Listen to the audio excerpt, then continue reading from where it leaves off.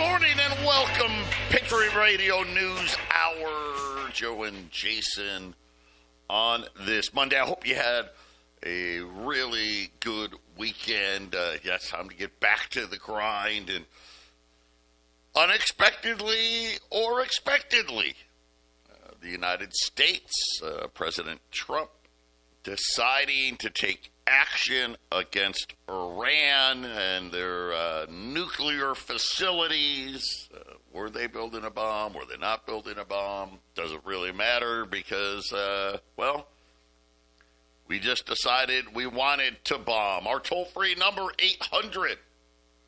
800-951-0592. Right now, gold is up. Silver is up. Wall Street is up.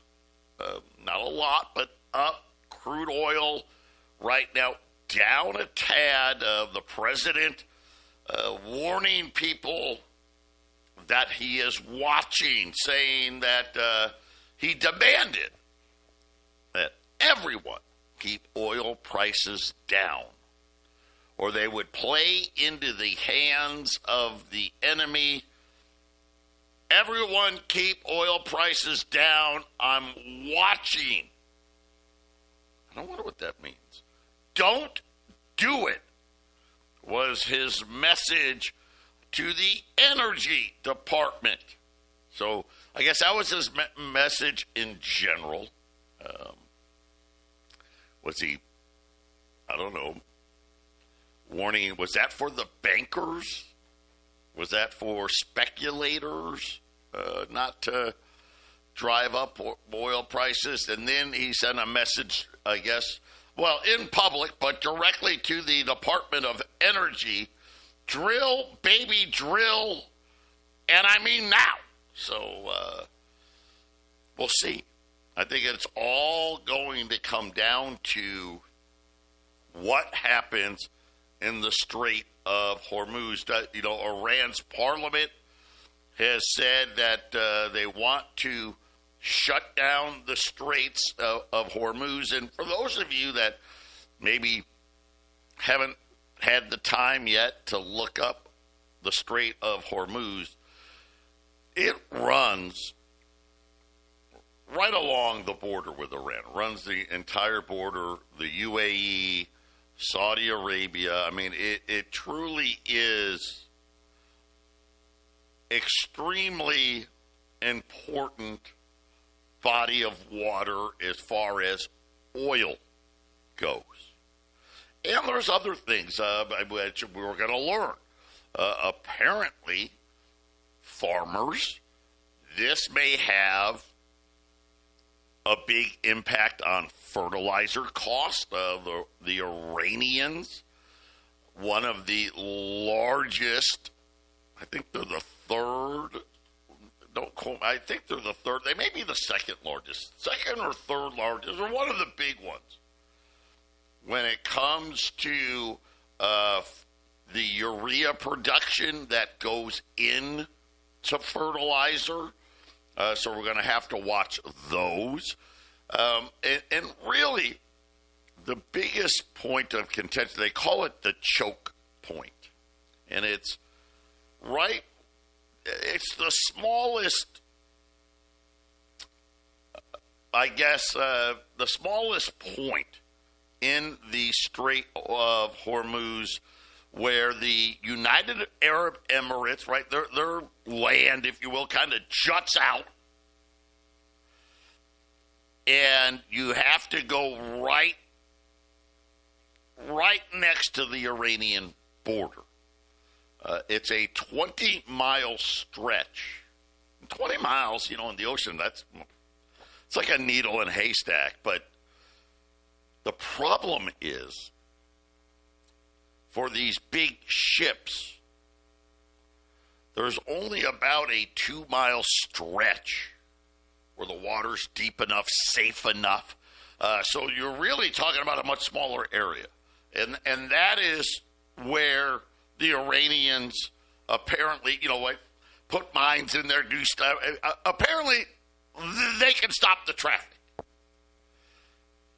If they do that, then all bets are off, right?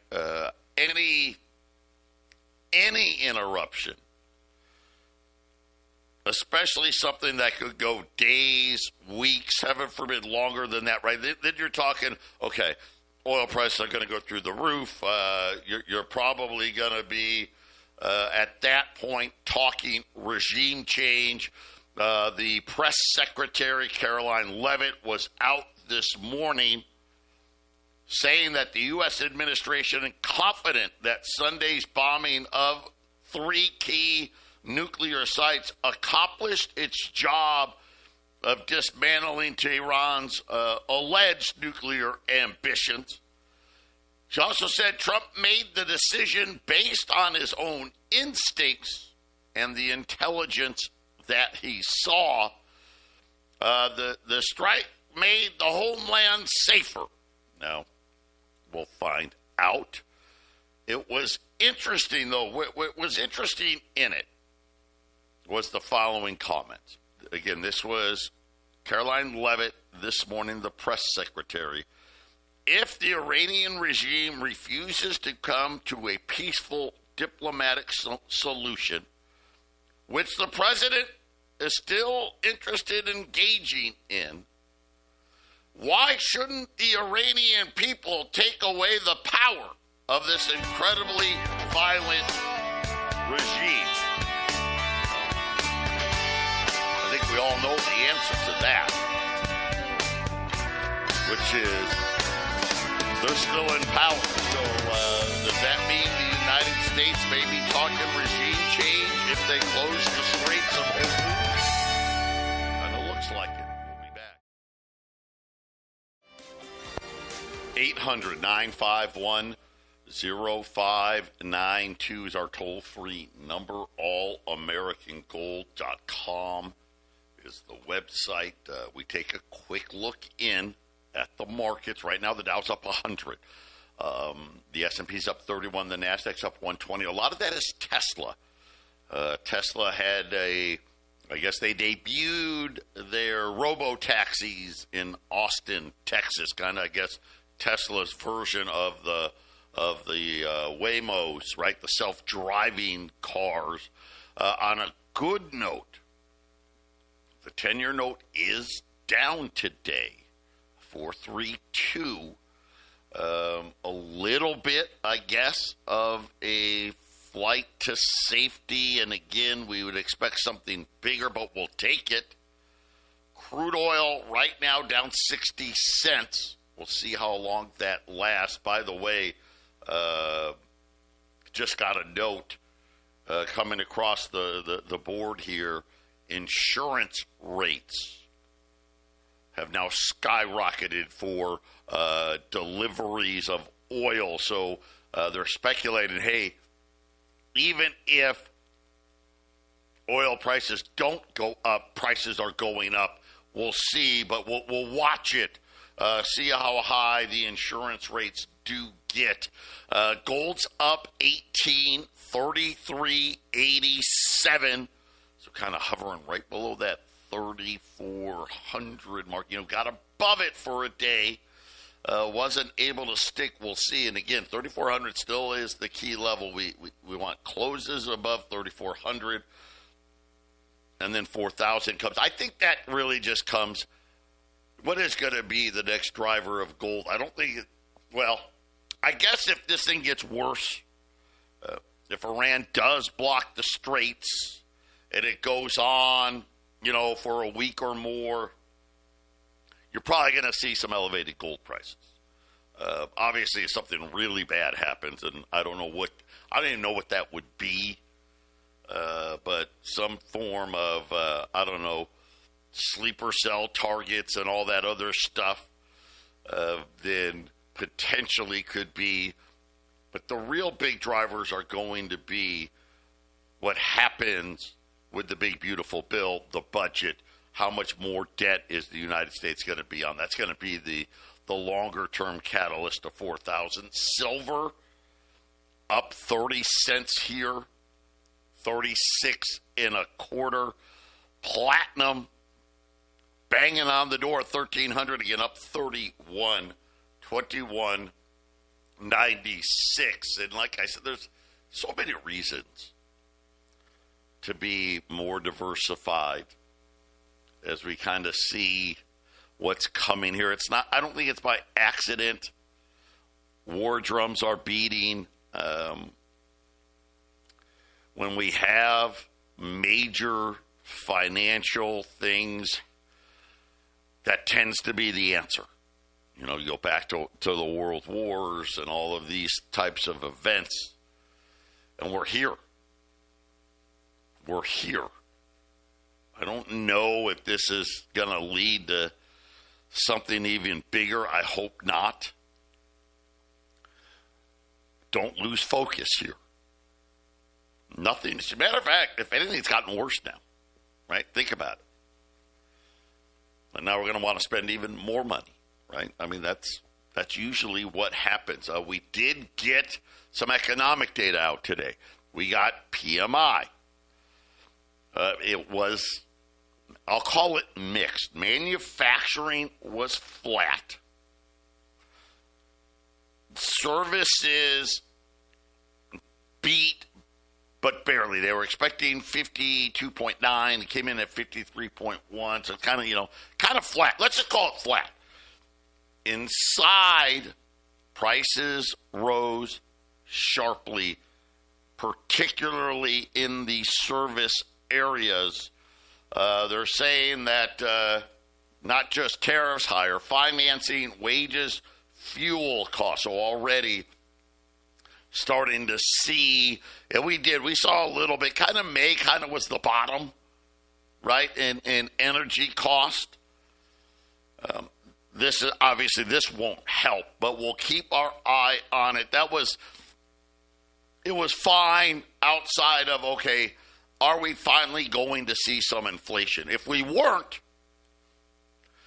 the longer this thing goes with Iran, obviously the higher the energy prices are going to be. And then we had existing home sales. I don't know what to say.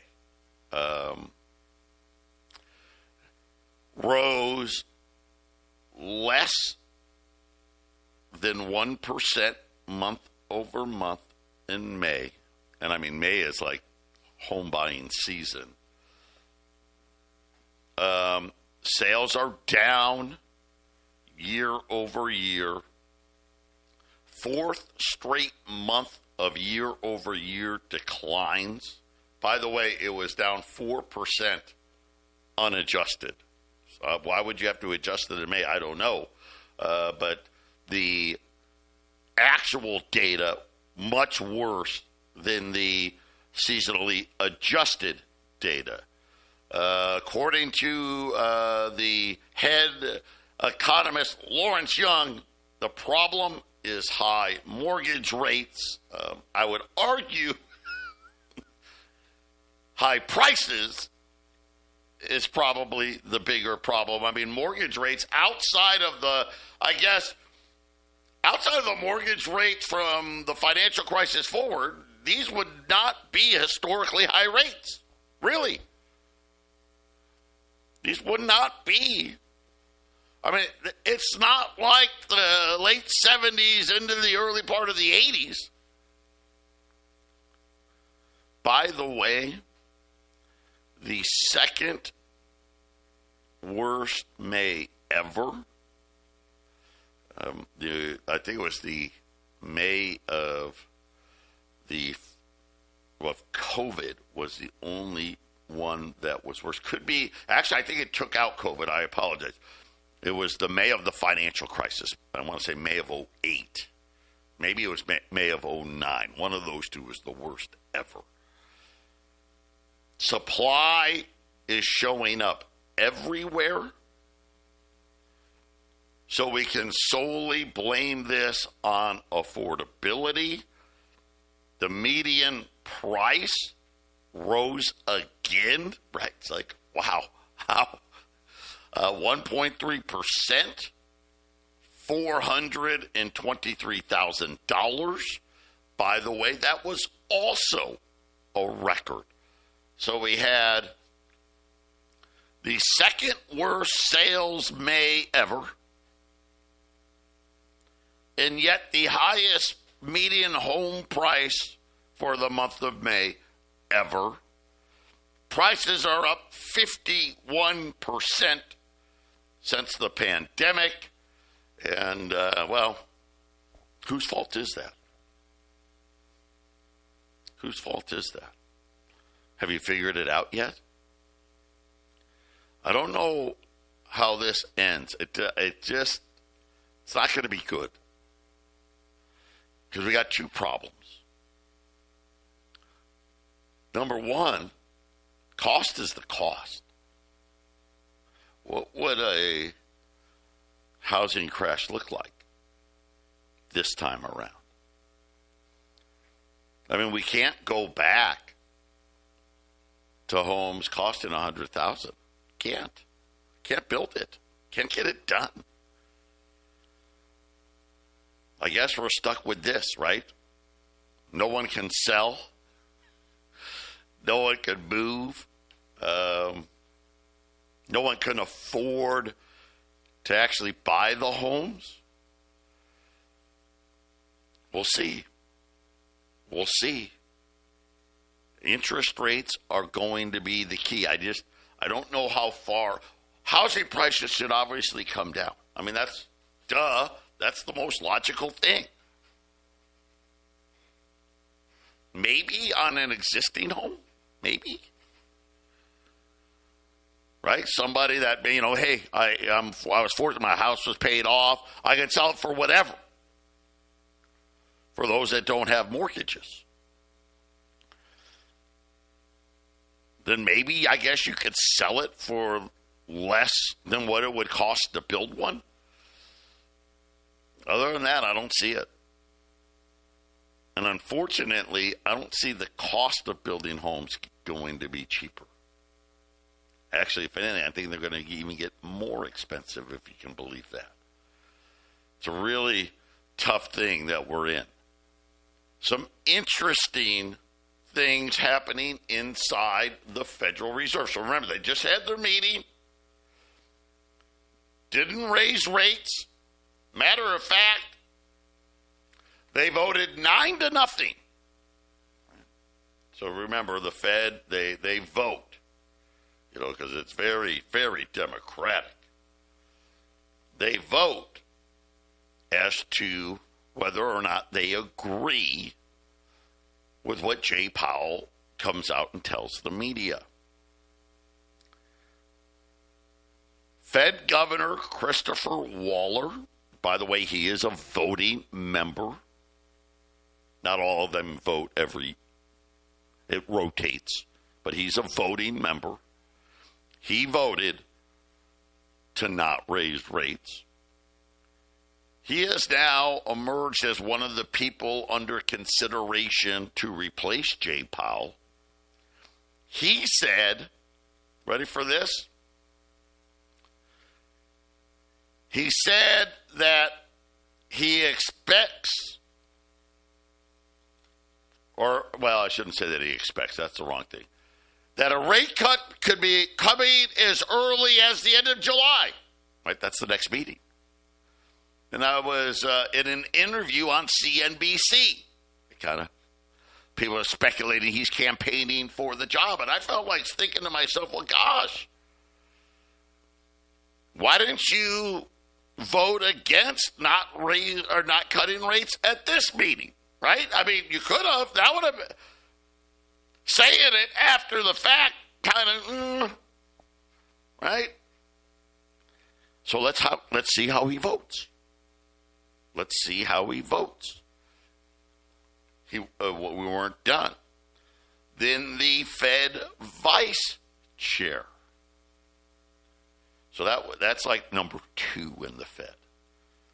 It's a woman named Michelle Bowman. She came out and said essentially the same thing. Now, of course, remember, Bowman voted against the 50 basis cut that they made, what was that, a year and a half ago? She now is saying, given the pressure on housing, yeah, you're hearing me, and, quote, affordability of housing, we need to potentially lower rates. By the way, she's also wanting to replace Powell. Should inflation pressures remain contained, I would support lowering the policy rate as soon as our next meeting. So now, by the way, she also, like I said, she votes every meeting. Very interesting. Both of these two have not voted for rate cuts, have now said that they want to cut rates at the next meeting. So let's watch. Let's watch.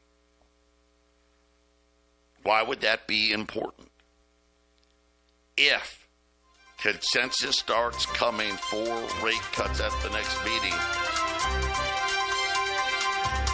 that will be the start of the next leg in gold.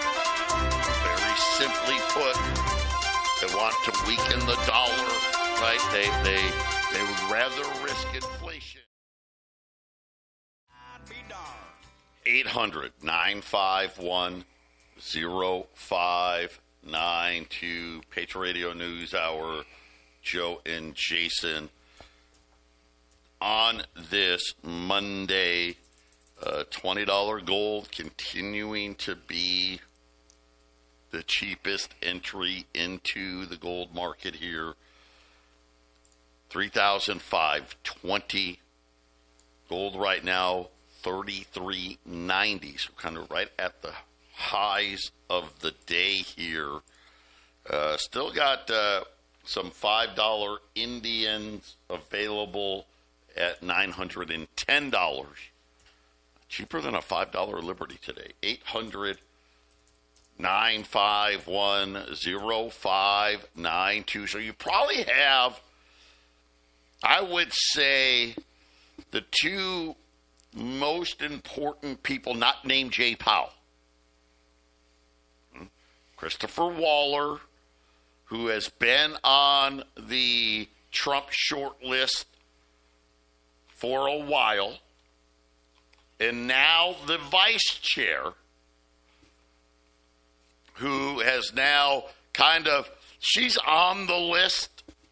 I don't know that I would say she's high on the list. Now trying to, I don't know, maybe say, hey, wait, don't count me out. Michelle Bowman has now come out and said she also wants to cut rates at the next meeting. And it's interesting because they kind of acknowledge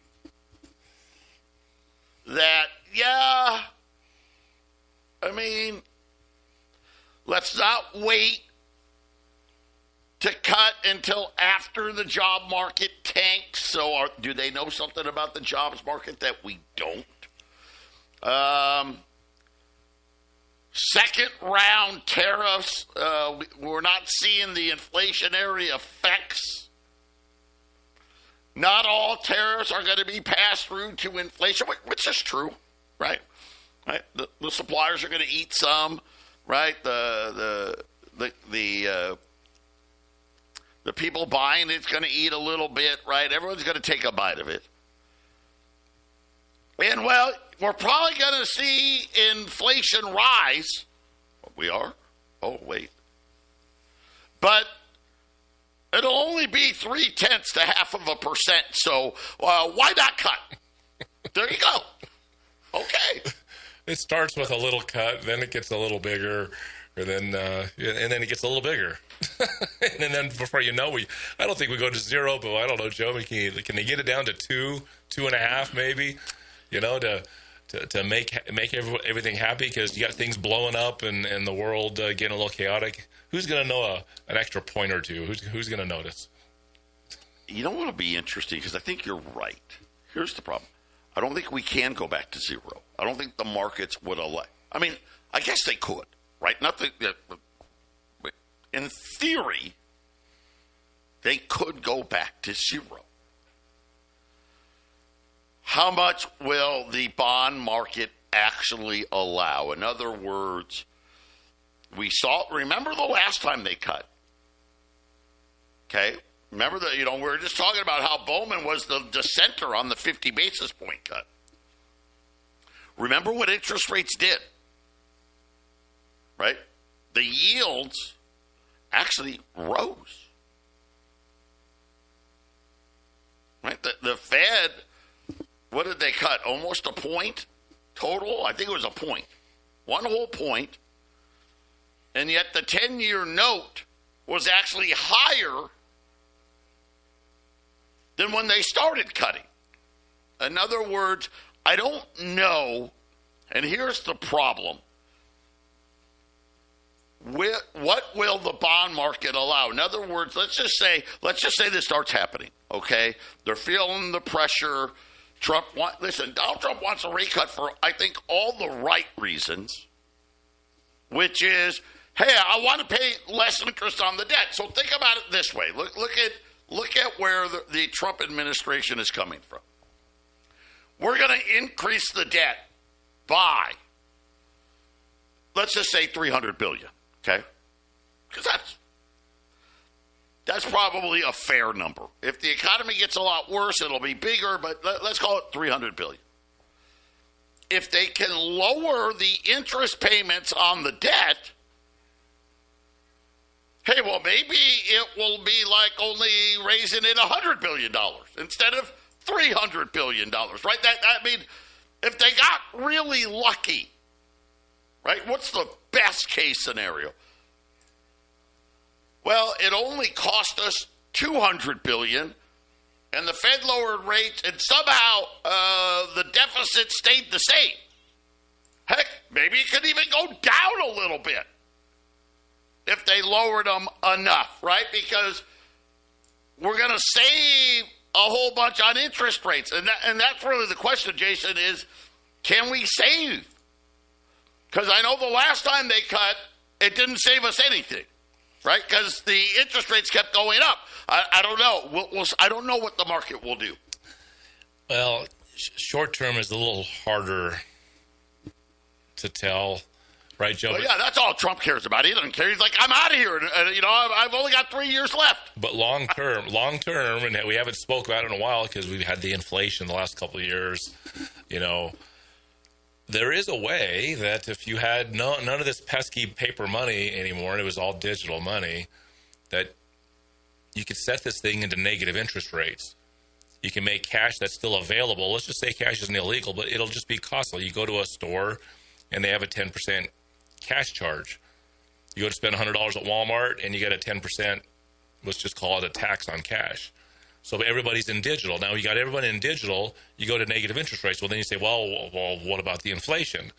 Well, with the negative interest rates, you have this idea that you can control the inflation because then you tell people what they can or can't buy. You can't have inflation if you don't let people go to Walmart during COVID and buy all the toilet paper. Right, Joe? It's a theory. I don't think it works. But as far as kicking the can down the road, Joe, if you have a huge emergency, you get the world all freaked out, whatever the next huge thing is, whether it be a war or a war wrapped in a pandemic or whatever it's going to be, that's the ultimate for the bankers, right, Joe? We need to go to high interest rates. We need to go to negative interest rates because, hey, we can control the inflation and the crashing markets if we could just get that way down to negative interest rates, and then we control through digital money what people can purchase.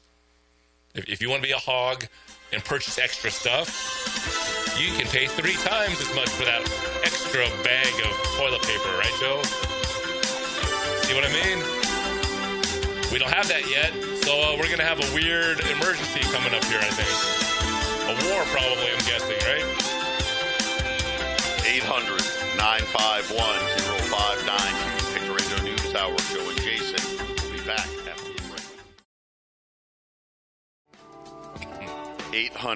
800-951-0592. Patriot Radio News Hour. Joe and Jason on this Monday. $20 gold, $35.20. $5 Indians, 910 at 800-951-0592. And Jason's bringing up something where, how does going digital help? You know, and of course, we've been talking to you guys about TEXIT. Is it the second chance at Bitcoin? Could be. We think so. We think so. But understand what it gives the Federal Reserve. Because they'll tell, oh, no, we don't want a central bank digital currency. Of course we don't. Yet, at the same time, they've been working behind our backs to do just that, right? But it allows them the ability to change a lot of things. Well, you may still have to pay 7% for a mortgage, or God knows what a car interest rates are. They're never as good unless you got really, really good credit. Credit cards outrageous. Anyone carrying a balance on a credit card, I feel bad. I get it for a lot of people that it's just a way of life. It's 20% is like fantastic, right? Most people are probably near 30%. It's crazy. But the ability to pick and choose what interest rates can be. In other words, see, they used to give this, hey, we lower rates, we boost the economy, right? And how did that methodology work? Really simple, right? Housing becomes more affordable, right? A loan at 5%, way cheaper than 7%. It doesn't sound like, because 5 and 7, it's not that far apart. Oh, it is. 4% to 7%, holy cow. Changes everything, right? Cars, right? Remember 0%? It didn't matter what car. Now, the only cars you get near 0% are the ones nobody wants, right? Those are like the only ones. And they pull all this stuff forward. That's the thought behind it. And then, of course, if the economy's too hot, we'll raise rates, cool it off. Yep. Right? That's not working anymore. See, that's the problem. Well, it was nonsense. It was idiotic economic theory that didn't actually work to begin with. Now, with a digital currency coming around, they can just say any money sitting in your bank account or your Fed account, whatever you want to call it, I don't care, is now at a negative interest rate. Because remember, what do they hate the most? The public enemy number one is anybody that has large amounts of money in the bank. They don't mind it in your 401k or your IRA as much. But they hate it when it's in your bank account. Hate it. And that was the other thought. Well, you got a lot of money in your bank account. We lower interest rates enough. You'll buy a house, a car, a boat, right? You'll spend it. They want you to move the money fast. Yep. And by going to a digital currency, it gives them a brand new weapon. And they are going to use it. Why do you think all this stuff's happened in that lightning speed? Look at it. We just had the Genius Act passed, and Republicans and Democrats voted for it. Right? This wasn't like, oh my gosh, it was 52-48, like, everything is, No. Tons of Democrats said, yes. That should tell you. I hope I encourage you guys, and I've been, to get started with TEXIT with us. Why? Well, number one, I think it's going to do real well. It may not. It could blow up. I could be wrong. What would it cost you? Well, the worst, it would be $8,955. That'd be the worst. That's the most you're allowed to pay to buy shares. Right. You can't spend any more than that. It won't let you. Having said that, we all just need to know how to operate in this space. Because the people that don't, are going to get smacked the worst. Because they won't know what else to do. They're just going to let it sit in those bank accounts, and they're going to get jackhammered. That's what's coming. Right? No one's talking about ending the central bank. I keep listening. Can't hear it. Nope. No. There's maybe Thomas Massey. Well, public enemy number one, right? Rand Paul. That's about it. When somebody pokes their head out and talks about getting rid of the central bank, they always say, and we'll replace it with. And that's the same thing. It doesn't matter what the name of it is. It was the first bank of the United States. Then it was the second bank of the United States. Now it's the Federal Reserve. They can call it whatever they want. It's the International Monetary Fund. So many people are like, yeah, that'll keep all those corrupt politicians and bankers out of it. It'll be the world. The same guys. Special drawing rights. We'll use same those. Guys. Yeah. It's all the same guys. Watch out, guys. Here it comes. Negative interest rate. They charge you to put money in their bank. That's why you spend it faster. You're taking money out because I haven't spent it. I better spend it all now. Inflation solved. Nobody saves anything. 800-951-0592. Joe and Jason, final segment on this Monday. Right now, gold's up 20 and change here, 33.90. Silver's up 30 right now, 36 and a quarter. $20 gold pieces. Right, pre-1933 gold. Man, so crazy to think about. This is what our central bank's done. They took a $20 gold piece.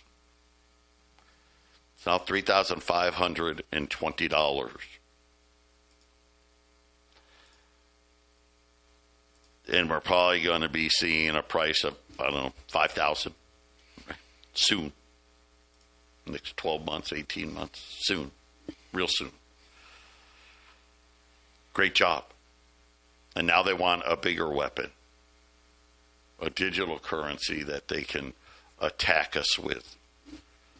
$5 Indians down to $910 at 800-951-0592. Now we've got Fed governors lining up, the Fed vice chair all saying, let's cut rates at the next meeting. So pick me, Donald Trump, pick me. And then admitting, well, rates are probably going to go up from here. What do they know that we don't? That's what I want to know. Obviously, we'll see here, right? This Iranian thing could blow it all out of the water. The Dow's maybe be giving some back, up 20 right now. And again, most of the good news is Tesla having their self-driving car debut in Austin over the weekend, and it didn't run anybody over. So I guess that's good news. Crude oil, it looks like it's going to turn positive now. So we'll see down 15 cents here, right back to the $74 level. Jason, this is going to take all the air out of the room until it's over. The funny part is gold's going to really move after this, because this is just a distraction. Once we get back to, and maybe that's part of it, maybe this thing lasts long enough that they just pass everything, because, we've got to, the military's got to have their money, blah, blah, blah, da-da-da. Yeah. Right? I mean, it very well could be, but that's going to be the next leg in the gold rally. Spend. We know, and here's the thing: it doesn't matter what the budget is. What they say they're putting the money towards can be changed after it's passed. It's just a big glob of money. Right. It's a big glob of money. When it comes down, it's like, okay, well, we've been given permission to spend this amount, but we're going to take a chunk from here and a chunk from there and a chunk from here and whatever they want, right, Joe? And this is probably why it costs $25 for a fork, right? Because you take $24 for the fork, then you put it towards whatever banking schemes, whatever warmongering, whatever has to happen, and you apply it to the subsidized corporations and banks that need to get paid. They need to get paid, Joe. And you know what? They're not going to hold on to dollars either, are they? They're going to put it in a gold mine, hog up some gold, hog up some investments, put it in some real estate, right? And then all that sloshing money that goes down to the people that they're buying the stuff from, they're holding on to the money like a hot potato, and they're like, what am I doing with this? I want to go buy something else. Like, well, maybe you shouldn't have sold that property. What am I going to do with this? Well, maybe you should have sold all that gold and silver. Right, Joe? Got to have it to sell it. 800-951-0592. Jason and I, we're coming right back with the half at